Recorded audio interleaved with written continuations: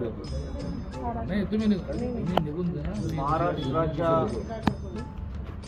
काँग्रेसचे दिवंगत नेते, नाशिकच्या आपले स्वाभिमान स्वर्गीय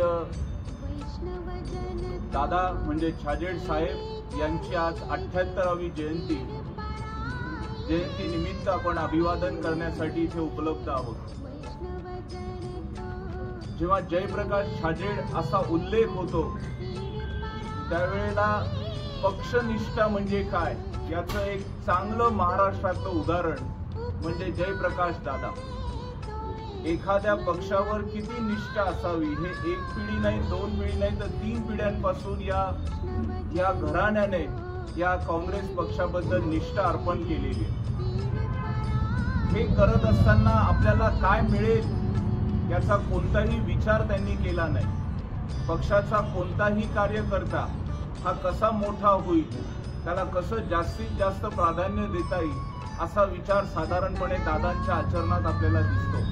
आपल्यातील अनेकांनी त्यांच्याबरोबर काम केलं. मला तर 2-3 वेळा प्रसंग आला. माझे वडील हे यशवंत पाटील सर आणि जयप्रकाश दादा हे मोटरसायकलवर अक्षरशः नाशिक जिल्ह्यात खेडोपाडी जाऊन त्यांनी या पक्षाचा प्रचार केला. त्यावेळेस आम्ही काँग्रेस कार्यालयासमोरच म्हणजे प्रधान पार्क समोर राहायचो आणि दादा कायम घरी यायचे. घरी आल्यानंतर त्यांच्या खिशात चॉकलेट असायचे. मी लहान असताना माझ्या हातात ते द्यायचे.